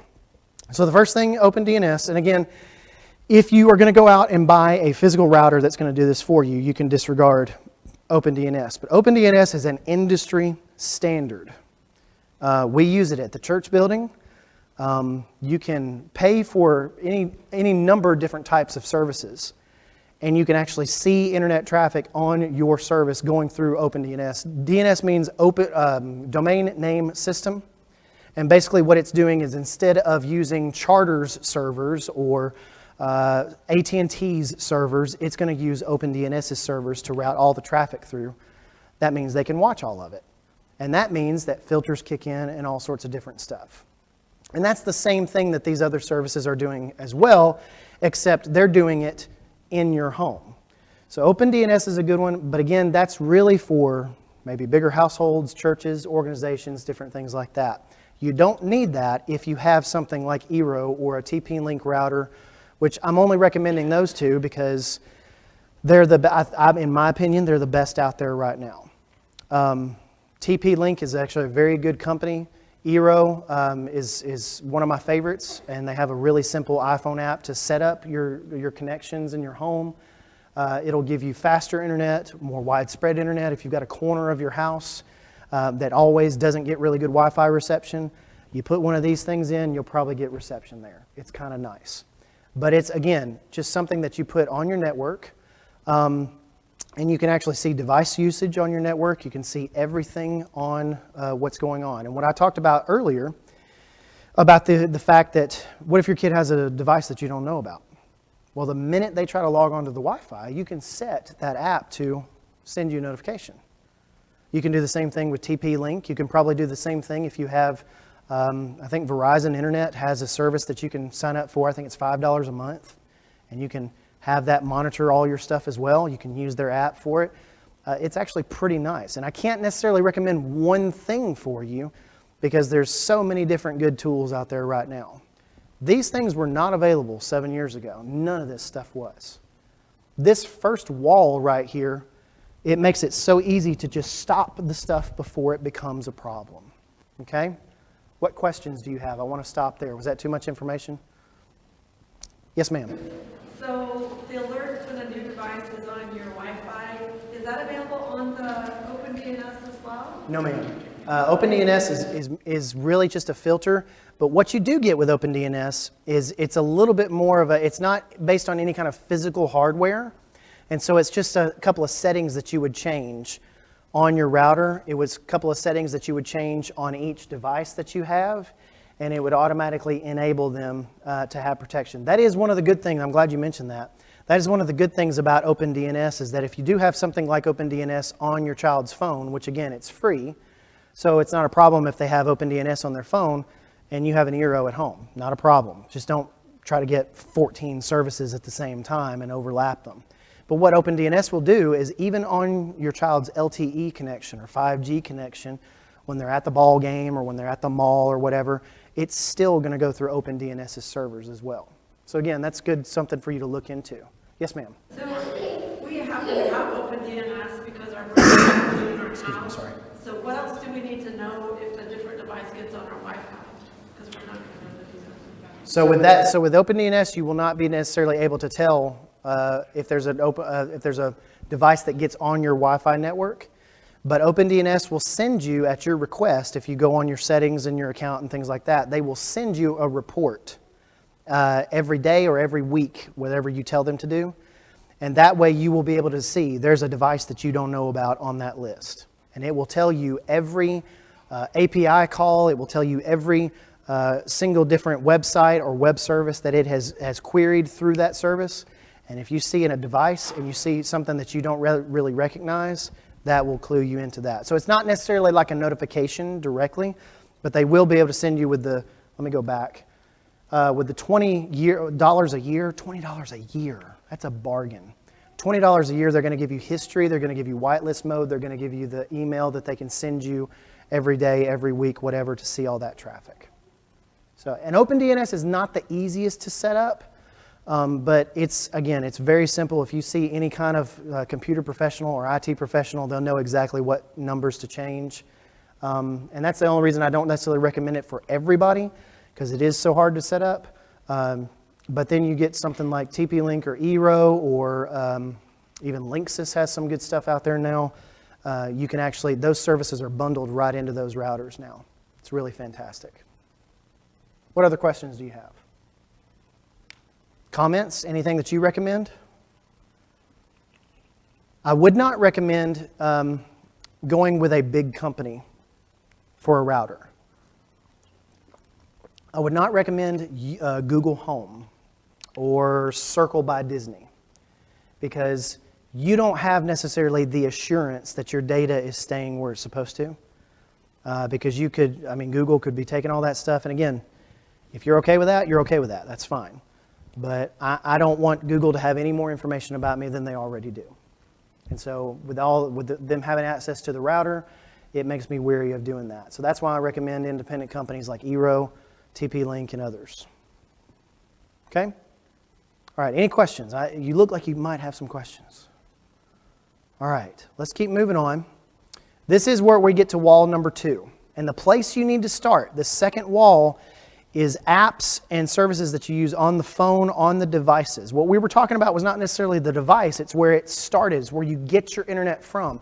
This is getting to the device level. So on an Android device, you would start with Google Play, Family Link, or any kind of parental controls on that device.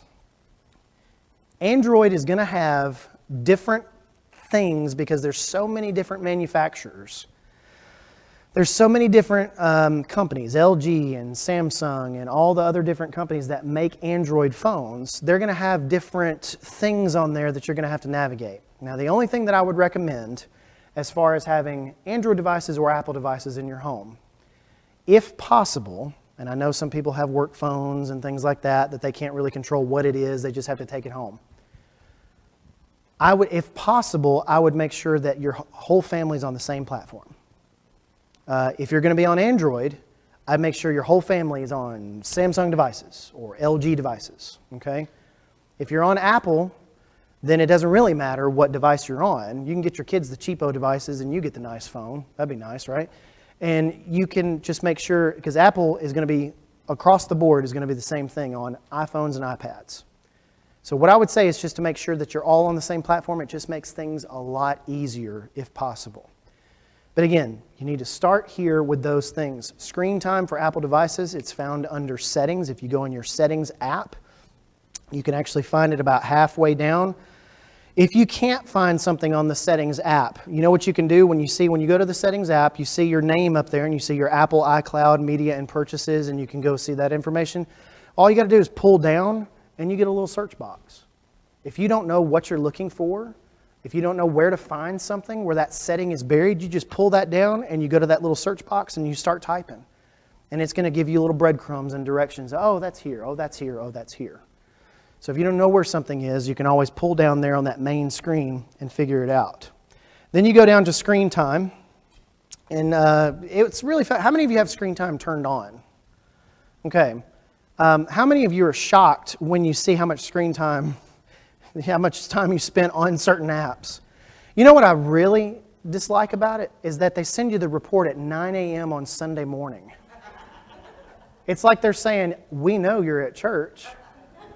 We know that you know what you should be thinking about where your head's at, right? And so I think that's really funny, but that's just what time of the week they said, hey, you spent way too much time on Twitter this week. Try to tone that down a little bit more, right? And also give glory to God, right? And so when we look at screen time, you can actually set this for every single device. But what you can do is you can have, under a certain Apple ID, you can actually have the same settings apply to all devices under that Apple ID. So what we have done at home, and again, you do what you need to do. I would recommend that at some point your child get their own Apple ID. Now, I know that sounds crazy, but when you have their own Apple ID, you can control a lot more when they have their own ID versus them being under yours. So when they're 10 or 12 years old, get them their own individual ID. Now, what we have as an Apple ID for my little boys is they all three have the same Apple ID that's under my control. And anything, I can go on my phone and look at landmanboys@gmail.com and see what it says and see the settings and see what they've been doing and all sorts of different things. And so I can set those blanket things all over the place. You really don't need, on iOS at least, you really don't need another app or service. You could usually get done what you need to get done with screen time. However, if you want a little bit deeper control on Google devices and Apple devices, you can go, and I wanted to mention this as well. This is a new thing. If you have little kids or even bigger kids and you are just sick of seeing, those kids are sick of seeing ads and sick of getting those games that want to make you pay for something every 5 seconds, right? Apple Arcade is the best $4.99 I spend every month. There are no ads. My kids get a selection of really great games. It's about, 40 games or something like that. They're all entertaining. They're mostly all appropriate. They're age defined. It's actually really, really nice. And you can use them on a phone or you can use them on a tablet as well. So again, look into that. It's $4.99 a month. I know nickel and diming you to death with subscriptions and stuff. I understand that. But this is worth it to me. Really good quality games. Any questions before we kind of move on? If you go to iOS, you go through settings and screen time. And again, this is going to be on my website. And you can go through these different things. When I have the word audit there, that basically means to just look at everything under that. Before your child gets a device, even if they have one already, you need to spend several hours looking at that device in depth. There are lots of switches and toggles, and we're not going to go through every single one of them. But you can absolutely granularly define exactly what you want to define under screen time. There's 5 major categories under screen time. Downtime, which is a time that you say, I don't want you to be able to use this device, which is great. App limits, you can actually set time limits on the apps that you want your children to see. You can set those app limits for yourself on your phone if you want to. Communication limits, those are based upon contacts and different ways that they can do as far as text messaging and stuff like that. You can block people from text messaging or calling on your child's phone. You can do that on the phone, or you can do that by calling your carrier as well. You can call AT&T, Verizon, Sprint, whoever it is that you have for service. The next category is always allowed. You can always allow something, say I want to always allow this website or always allow this. And then there's content and privacy restrictions, and that's where you're going to spend most of your time because there's a lot of different categories in there that you go to content and privacy restrictions. And you can also go down and look at all the different activity from what they've been using, and you can set all of those things. My kids, when you turn off the phone, when you turn off something on the phone, when you turn off the camera, that disables the camera from every app that wants to use the camera. That takes the icon for the camera completely off the front screen. And before this, number 2 up there on the screen, set the screen time passcode, and I put independent in bold letters right there because you need to set another, and again, I know, another password, right? You need to set another password, an independent password for the device's passcode that your kids do not know, that hopefully you will remember, right? There are ways to get around it. I had to actually, we could not remember the password for one of the one of the tablets that we had for one of my kids. And we actually had to go through the restore process. And all you have to do is have another device that's connected to that account, and you're good to go. So if you forget that PIN code, that's okay. But again, that device's passcode, you can set that, and then you can set all of these settings. You know what that does? That blocks them out from changing any of these settings. They can't download anything without your approval. They can't sign out of the Apple ID without your approval. They can't do anything without you saying so first. And there's a lot of similar stuff on Android as well. Okay? I do want to ask periodically if there's any questions as we move on. I am not covering everything, so do not make me believe that I'm covering everything, okay? Any questions? Yes? You can add your Face ID to their phones too. You can add your Face ID, and you can actually do that as a, can you do multiple faces now, or you used to have to do this thing called alternate appearance. It still is. But And I'm like, what does that even mean? Like, I don't even, okay. But you can do alternate appearance for Face ID. If your kids have a device with a thumb, with a fingerprint scanner, you can actually add your fingerprint to it as well. The situation you don't want to be in is being locked out of your child's phone with your child sitting there with their arms crossed saying, I'm not going to let you on my device, Mom. Exactly. You know what? I would hate to say it, but my children would be dead then. They wouldn't have to worry about it because they would be dead. And that actually happened to a mother that I talked to. She called me in tears and said, my child has locked me out of her phone. I said, what? Like, it was unfathomable to me. She won't tell me her passcode. She wouldn't have to worry about living very long if she was around me. So you don't ever want to be put in that situation where your child is defiant, wants to hide something from you, will not open the phone. Doesn't matter. My face is on it. It's going to come. And they can't change any of those settings. They can't erase your face. They can't erase your thumbprint as long as you have that passcode on there. Okay? Any questions, comments, war stories you want to share? Family sharing is really fun. How many of y'all have family sharing set on your iOS device? Okay, this is one of those things that a lot of people don't really know about all that much. But family sharing has valuable things. You can share apps and music and movies and different things like that. So if I buy an app, then it automatically can show up on my children's phones. I can do that. It's actually pretty nice. But the really big thing, and we mentioned it earlier, is that they have to ask approval for every app that they want to get. And the thing about it is, you can always say no and say yes later. If you say no to an app because you don't have time to look at it or anything like that, it'll send you a message no matter where you're at. So-and-so wants to download this app. You can tap on it. It will take you directly to the app. You can look at it. You can say yes or no. Most of the time, it's going to be one of those things where you know what it is and it's fine. They can download it. But if you don't know what it is, just say no. There's no harm in saying no. You, as a parent, you say no all the time. So don't tell me you don't. But say no, and then you can say yes later. Okay? Any questions about that? Kind of moving along here. Find My iPhone is essential service that's on iPhones, and there's a very similar feature on Android. But if you do not, you need to set up Find My iPhone on your children's devices, okay? I had a instance we were in Arizona on a mission trip in the middle of a Navajo Indian reservation. And one of our kids in the youth group was playing basketball with some of the kids there. And she dropped her phone. And I mean, this is a place that's in the middle of nowhere. Pitch black dark in the middle of the desert. And she said, well, so-and-so lost her phone. We got to find her phone. And she's out there with a flashlight looking around. And I said, well, don't you have Find My iPhone on their phone? And they just kind of rolled their eyes. No, we never set it up. And I'm like, oh, no, what are you doing?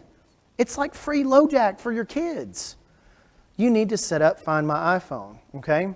Find My iPhone actually gives you a lot of options. Most notably, it gives you the option if the device is ever stolen or lost, you can wipe the phone remotely. You can see where they're at, plus or minus 50 feet or so. Now, you can't see where they're at if they're smart enough to turn off the phone, but again, that should be one of the rules. If you turn off the phone, then you don't get to have access to the phone anymore. That should be one of those rules. So again, set up Find My iPhone. It's actually called Find My now. They shortened it for some reason because it applies to all the devices. Every device you have, including AirPods or an Apple Watch, if it's got a cellular connection, can show up on Find My iPhone. Okay? Any questions about that? I know y'all have questions. I know it's getting late. It's 8:12. We'll be done here in just a minute. Promise. Okay? Moving right along. This is a couple of screenshots from Google Play Family Link, and you can set that up. These are a little bit older screenshots, I think, so make sure you look at that. Google Play Family Link is a lot like Screen Time for iOS, but again, most Android devices are not going to have proper parental controls automatically on them. You're going to have to go out and download those as well. And then again, there's nothing wrong with that, but just know that you will probably have to download an app for that as well. You can manage the apps they can use. You can guide them to good content, it says. Teachers can recommend apps through Chromebooks and things like that, all sorts of different stuff. Cool thing is you can see their device location, lock their device, and set screen time limits as well. So you can do a lot of this stuff without having to download almost anything third party. And third party is what I mean by something not made by Apple, not made by Google. Okay? Oh, I hit escape. I didn't need to hit that button. So when we move on and we look at the two apps that I do recommend. So if you want a little bit more control, a little bit more cooler features, if you want Find My iPhone on steroids, if you have a driver in your family, Life360 is amazing. How many of y'all have heard of Life360? Okay, it is fantastic. Tell me a little bit about what you like about it, if you do. Has anybody used it? Yes, ma'am. Yeah, we have it. I love that I can see if my husband's on the way home, so I don't have to call him. And also, you can see where your husband's at. But no, it's actually a really good thing, and it's got detailed location tracking. So it is going to be very detailed, much more detailed than Find My iPhone would be. If you let your kid, I know we don't let our kids necessarily go out during COVID, but back before we used to have that, and we will go out again, I promise. When our kids get to go out again and do those different things, if they're at a high school event or a concert or something and there's a crime alert that's posted 3 or 4 or 5 blocks away, then it's going to send them a message. It's going to send you a message. It's a really good service. You get location history. You get to see where they have been too. Find My iPhone does not give you that. It only gives you last known location. It doesn't give you a tracking of where they have been. It will actually, about 5 or 6 seconds or so, it will actually track how fast they are moving in a vehicle. It is excellent. So you can actually say, hey, you're going over the speed limit, something like that. I think it's free to use, but I think if you actually do the plus thing, you actually get a little bit extra features on that as well. But again, highly recommend Life360, especially if you have a driver. Generally, I would recommend something called OurPact. How many of y'all have heard of OurPact? Okay, do you use it? He used to until screen time came around. Until screen time came around. And again, a lot of these things that I'm talking about, they duplicate the features of a lot of the different things. You can accomplish almost whatever you want to accomplish with screen time on your phone or Family Link on Google. But OurPact is a thing that it's just easy to set up. You link it to your child's phone and you have access to see what they're doing on their phone. They've got location history. A big thing with OurPact, though, is text message monitoring. And that's a thing that came about just recently in the last probably 18 months or so. Apple does not like people messing with iMessage's encryption. They don't like people watching the text messages. They don't even think, I don't think people in California think about what kids are going to do with phones sometimes. It's crazy. So they have text message monitoring, which allows you to monitor that as well. If you have had a problem with text messaging with your children, go and turn iMessage off. That will make them a green bubble. And it will make them probably not have some of the features that iMessage has, like the little emojis and different things like that. But you will be able to track every single text message through your carrier that way, because it'll have to go through the carrier's messaging system, not through Apple's. Okay? So just make sure if you're having issues with text messaging, that would be an option. Okay? Any questions? Any questions? Okay. This is free to use as far as talking about HourPact. HourPact is really good. You can block and grant, schedule screen time, all sorts of different things. I did say that I was going to mention Amazon. It used to be called Amazon Free Time Unlimited. Now it's called Amazon Kids Plus because everything is plus these days. I don't know why. You can actually, if your kids are ages 2 to 12, you can have good kind of content and time limits on Amazon Kids Plus. And it's a app experience that kind of takes over the whole Kindle Fire device. This is available on Kindle Fire devices, obviously, but it's also available on things like Chromebooks. And so if you're looking for a cheap laptop or something for your children to have, then this would be available on that as well. You get detailed reports just from your Amazon account. On your phone, you can look and see what your child has been doing as well. This is really good for smaller kids, and it's cheap too. I think it's like $2 a month, and the devices that Amazon puts out are really cheap as well. Any questions back there? No? Okay. As we kind of move on, let's talk about the two behemoth elephants in the room when we talk about different things. And again, we won't go too in depth in this because it's getting a little bit late. But when you think about YouTube and Netflix, what are some of the other apps that you maybe think that you have had difficulty with as far as what your kids are watching? What are some of the other apps that you've had difficulty with? Anybody? YouTube and Netflix tend to be the biggest ones. One of these companies does things the right way, one of them does not. Okay? Let's go to Netflix first. The way that you secure Netflix and just about every other Prime Video, Hulu, all these others, you're going to have to go to a computer or go to a browser on your iPad and log in. You go to netflix.com/account. You click on the profile you want to look at, scroll down, you see set the ratings for your kids. And I put right there it may need adjusting because you may need to go back and do that. Go one level below what you think you need, and then you can always adjust that later. You can change the settings. You can actually put them on something called Netflix Kids, which is really good about just corralling all the content for kids and putting it under their profile. You can actually lock the profile. If you don't want your kids to be able to log on or see anything on it, you can just lock it.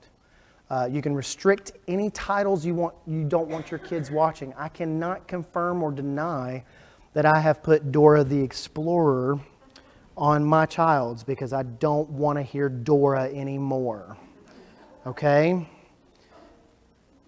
But seriously though, you can go in there and you can actually restrict what titles you want. For example, about 2 summers ago, there was a little show that came out on Netflix called Big Stir called 13 Reasons Why. I never watched it. I don't know if it was good or not. Everybody said it was good. Everybody said good as in it was interesting, not good as in the idea that it was peddling. The idea was that this kid apparently in the show committed suicide and was glorified in that.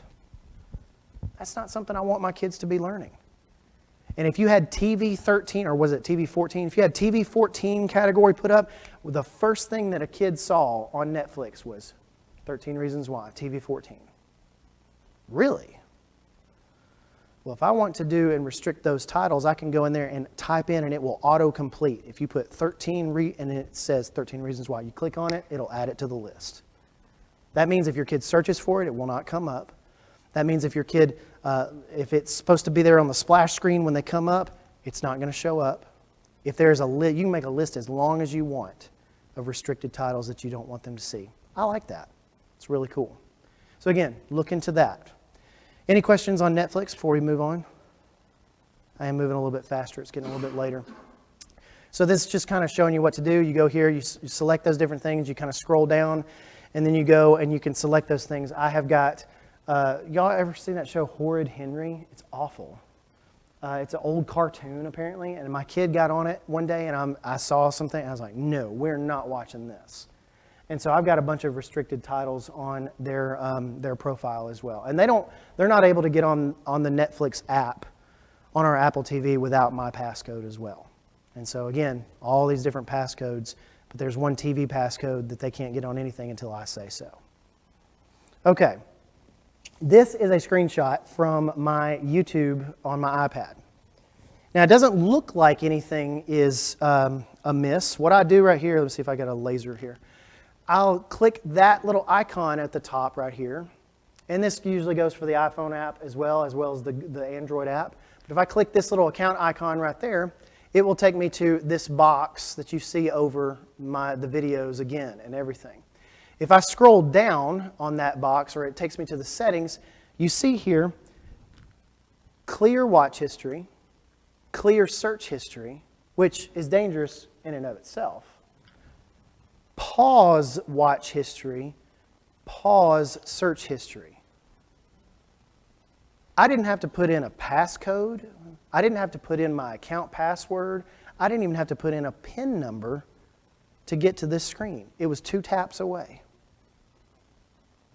If your child is using the YouTube app, if you allow them to have the YouTube app on their phone, they're going to be able to hide anything that they want to hide from you if they want to do it. And again, I'm not saying that your kids are going to try to do that. You better tell them not to, though. Because it's very easy. I cannot recommend the YouTube app for this sole purpose. If they were to put a passcode in front of it, that you had to do that to get to see this screen, then it would be fine. But they allow you to have this access right there. Doesn't make any sense. And to be able to pause the search history, pause the watch history, because if I go on there and I see that there's no watch history or whatever, well, that looks a little suspect, right?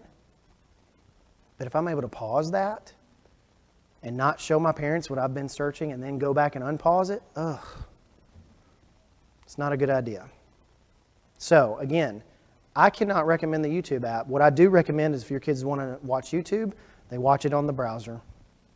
They watch it through Safari. They watch it through whatever they have on their iPad if they want to watch it that way. That way, at least, you can manage it. They can't have account access necessarily, and it goes through your internet filters as well. So that's my suggestion for that. It's not a real good suggestion, but that is my suggestion. Any questions? Yes, ma'am. I guess my burning question is, my kids don't have phones or tablets, and they really wouldn't be on the computer except for COVID. Okay. So now they're online on the laptops for hours, and I cannot monitor them correctly. I have OpenDNS, but I don't really know how else to protect them. And Right. sometimes they're there without me on Right. the laptop on school. So how do you monitor that? Well, you have one thing in place already that you can use to monitor it, and it does monitor some things, but anything that works on an Android device is going to work on a Chromebook. You can run Android apps on a Chromebook, at least the more modern Chromebooks, maybe not the older ones, but the modern ones you can. So anything built in the last 1 or 2 years, you should be able to do that. So you can use any of these services on there as well to monitor what they're doing on their Chromebook as well. Laptops as well? Because Chromebooks, now not laptops necessarily. Windows is a little bit different. Windows has built-in security. Windows 10, I know, has built-in security and parental controls as well. If you go down to the search bar in Windows, you just type in parental controls. You can actually click on that and it'll send you to the control panel to where you can configure all those different things. I normally don't talk about Mac and PC parental controls because kids just don't use those anymore. If they're using a laptop, it's usually a Chromebook. And if they're using something like a tablet, it's usually an iPad or it's usually something else. And so you would need to go in there and configure that, and it's going to give you all sorts of different options in Windows, just like it would on parental controls in the Mac as well. But yeah, you can find them under System Preferences on the Mac, and you can find them under parental controls, probably under the control panel on a Windows computer. Probably Windows 7, 8, and 10. Okay, I know that's not a complete answer probably, but maybe that'll help out and at least point you in the right direction. Any other questions? Yes, sir. Do you have any experience with the YouTube for Kids app? So I was going to mention that, and thank you very much, Adam. You stole my thunder there. No, you didn't steal any thunder. Beware of the YouTube Kids app is all I'm going to say. The YouTube Kids app is based upon Google's algorithm based upon what they think your child is going to want to watch next. And in some cases, there has been videos that have gotten through that algorithm, and your child may or may not have been able to see those videos. And it's definitely stuff that you don't want your child to see.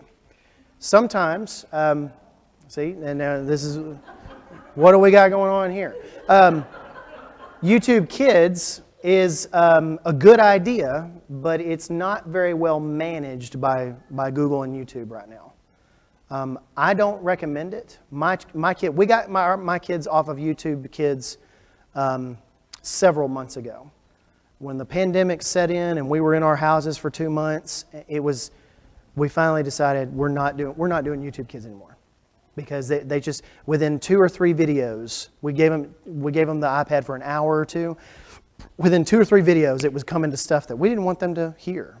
Kids using, not necessarily foul language, but language you wouldn't want your kids to hear, especially not little kids. And so again, I would not recommend the YouTube Kids app. If you let your children use the YouTube Kids app, use the block button very judiciously. You can block channels on that. And if your kids start watching a channel that has kind of, my 6-year-old calls it naughty things, right? If there are naughty things on there, then you can block that channel and they'll never see that channel again. But I guarantee you there's 3 more that'll pop up, right? And so what we do is that we just allow them to play games on Apple Arcade. We allow them to play Nintendo Switch games with parental controls. And we allow them to watch YouTube on the big TV in the living room, supervised.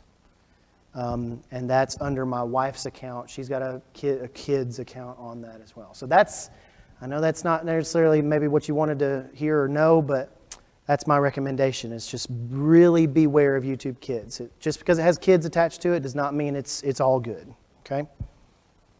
Any other questions? Now, I did not cover everything, so I know that there's questions, and either that or you're really tired and you just want me to shut up so you can go home. Last thing that we're going to talk about.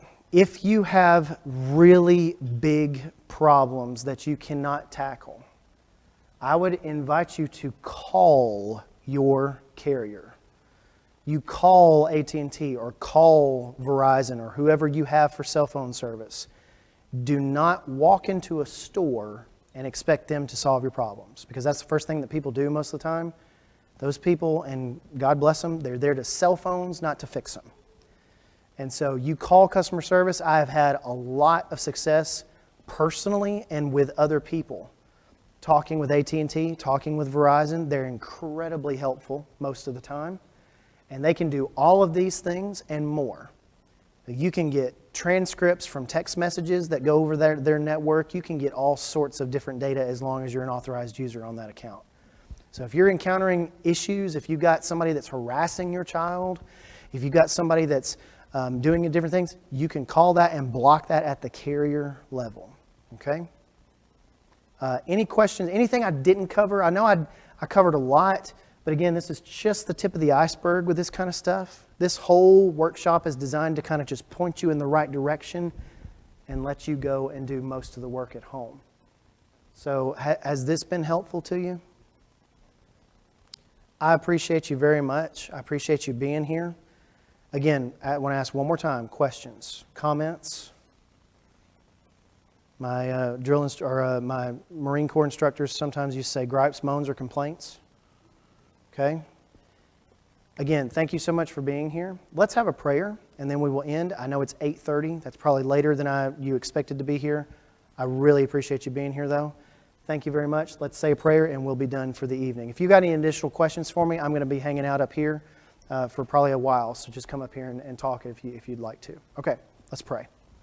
Dear Lord, we thank you so much for this wonderful day. We thank you so much for all of these parents and all of these grandparents here today. We thank you so much for the jobs that they're doing and so much for the battles that they're fighting for their children's souls, for their grandchildren's souls. And Lord, we'd ask you to just keep encouraging them to help them keep up the fight. Help them keep doing what they need to do to protect their children and their grandchildren. Lord, we know that the parents in this room, they were specifically picked by you to be parents for those children.